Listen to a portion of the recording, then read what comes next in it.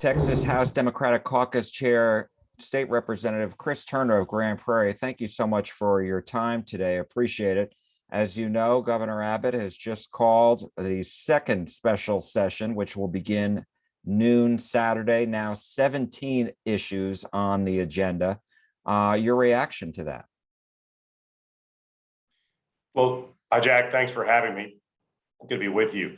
Well, I think that the governor's announcement today is a recognition that Texas House Democratic Caucus is on the verge of a major victory, a historic victory, and that tomorrow, the last day of the current special session, tomorrow we will have killed this entire poison special session, including the governor's anti-voter bills that make it harder for people to exercise their freedom to vote. So that's a huge victory that we will mark tomorrow. I saw that the governor issued a new proclamation for a second session. We expected him to do that. The only question was the timing. So now he's answered that question. We're reviewing the items on the call, and we'll revisit that after we mark the end of this session tomorrow. So let me ask you, well, I guess really the obvious question is, are the Democrats going to return to Austin in time for this special session on Saturday? Well, Jack, we take this one special session at a time, really one day at a time throughout this entire process. So, our focus right now is finishing this current session tomorrow, marking the end of that session and meeting our stated goal of killing the bill for that session, and using this time that we have spent in our nation's capital to advocate in Congress for the immediate passage of federal voting rights legislation. We think that real progress is being made on that front. So, with respect to the second session, that's a decision and a discussion we'll have within our group, but I don't have anything for you on that right now. So what would your message be to, not only Democrats, and I'm not talking about just, lawmakers, I'm just talking about Texans, everyday Texans, Democrats, independents, Republicans, as far as, just whether the Democrats are going to return to Austin, because at some point, do you become worried that people are just going to grow, tired of all this and say to you guys, you need to come back to Austin and just debate it there?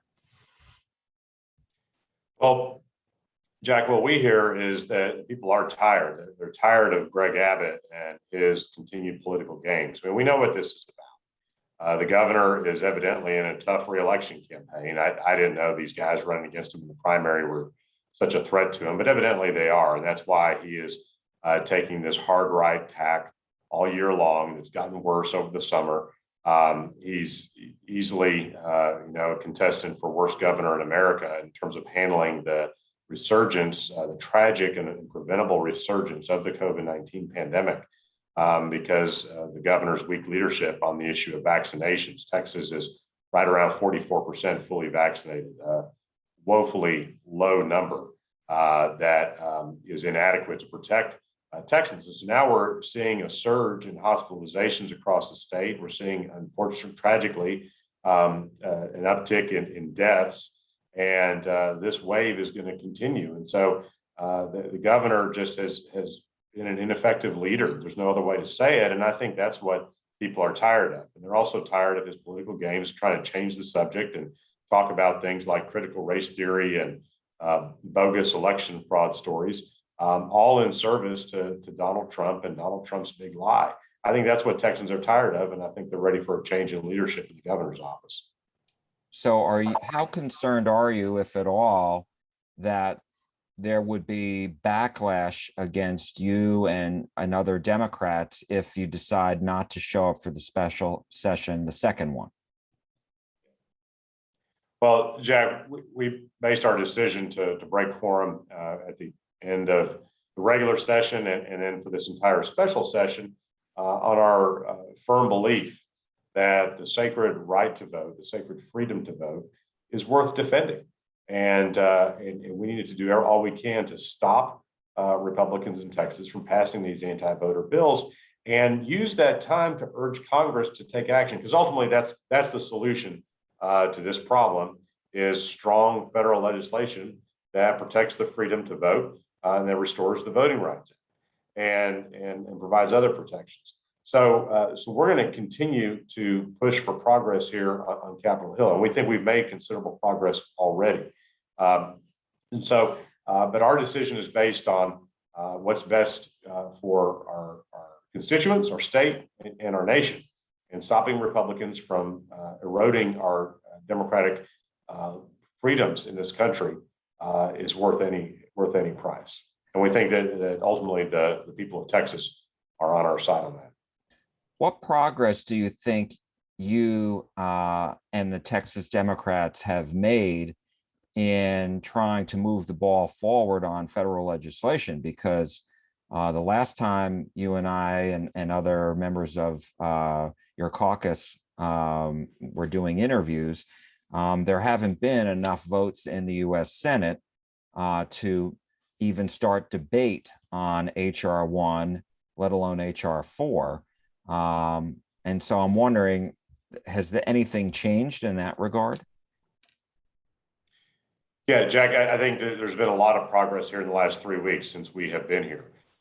So first off, we know that a group of Democratic senators from the most liberal to the most conservative senators are working on an agreed to bill that was announced or reported on in the Washington Post last week. We expect to see that bill any time now, and then expect there to be a vote on it at some time in the near future. I can't predict the Senate schedule, but I believe it will be in August. And we know it's a multi-step process. It's not going to all happen in one fell swoop.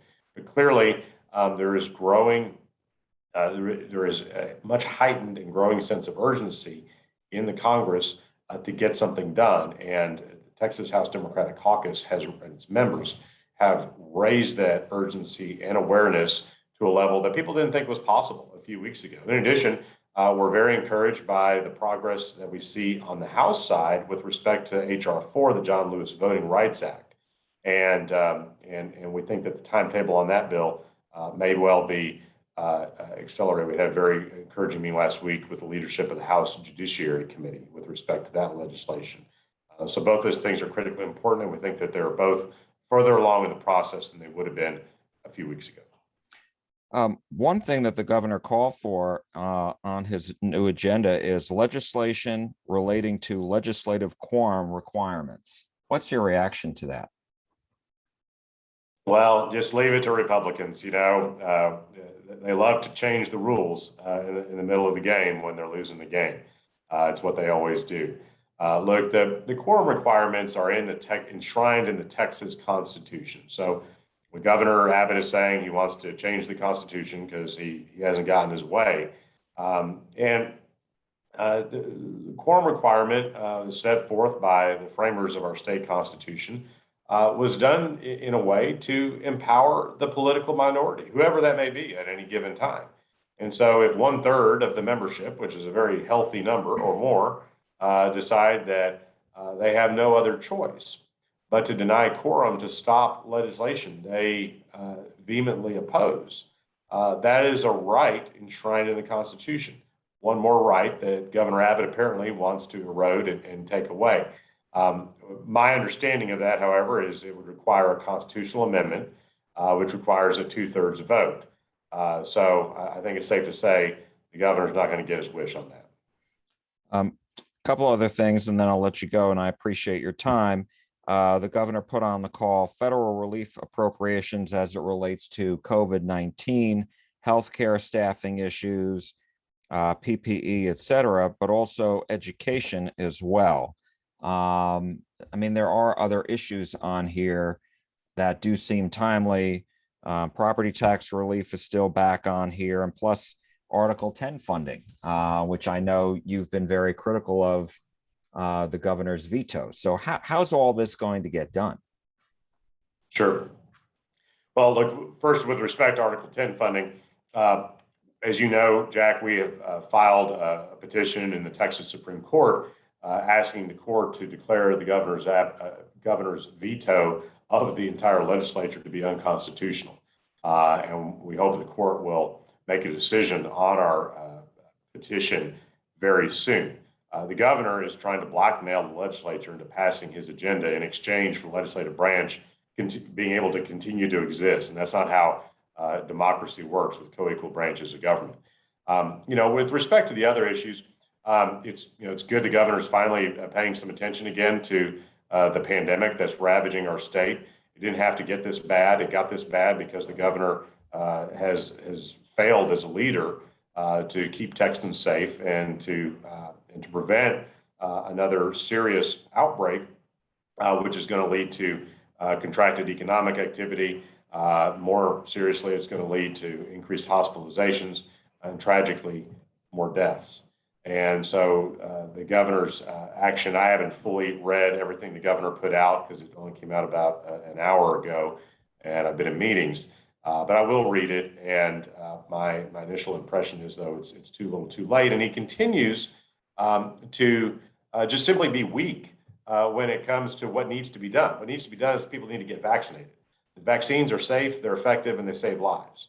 And the governor continues to refuse to use his position of power to encourage Texans to get vaccinated. And he continues to make it more difficult for employers to get their employees vaccinated. Parkland Hospital System was reported was planning on requiring all of its employees to get vaccinated. The governor's most recent executive order now prohibits them from doing that. So how is that keeping Texans safe? The governor continues to fail. So until the governor changes his approach to this pandemic, we're going to continue to have these challenges. At some point, do people have to be responsible for themselves? In other words, should people get the vaccine because they know it's the right thing? And, a lot of people have decided they don't want it. And outside of encouraging people, what else can be done to get them to get the vaccine? Yeah.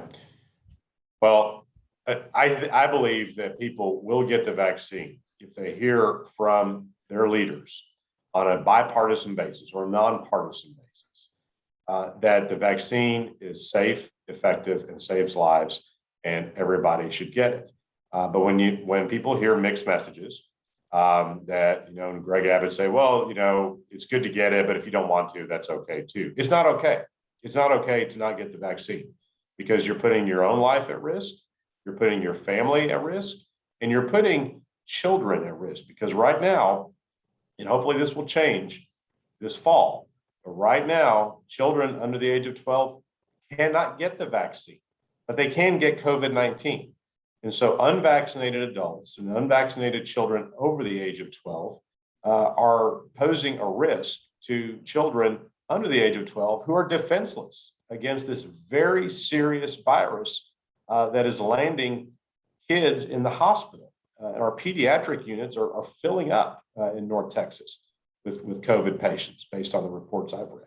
So what I would say to all Texans, and I try to say to all my constituents, is the vaccine is safe, it's effective, it is free, it is readily available. Please get vaccinated. You will not regret it. I do have one other question, and that is the Texas Monthly reported earlier this week that two Democratic state representatives who went to DC, Julie Johnson and Jessica Gonzalez, went to Portugal on vacation. And I'm wondering if you can confirm that and clear that up for us. Was that an accurate report or not? So what I can say about that is this: we've had 57 members breaking quorum to protect the freedom to vote throughout the month of July now into August. Representatives Johnson and Gonzalez are an important part of that group, two of the 57 members. We've had several members be here in Washington and leave for different reasons. We've had people travel for family members having surgery or funerals or family weddings in some cases. And so I don't know those members' precise whereabouts. I defer any questions to them, but they're an important part of our group. And we thank them for their commitment to protect the freedom to vote for their constituents and for all Texans. But they're not in Washington. They are not in Washington at this time. Okay. All right. Well, Texas House Democratic Caucus Chair Chris Turner, appreciate all of your time today. Thank you so much.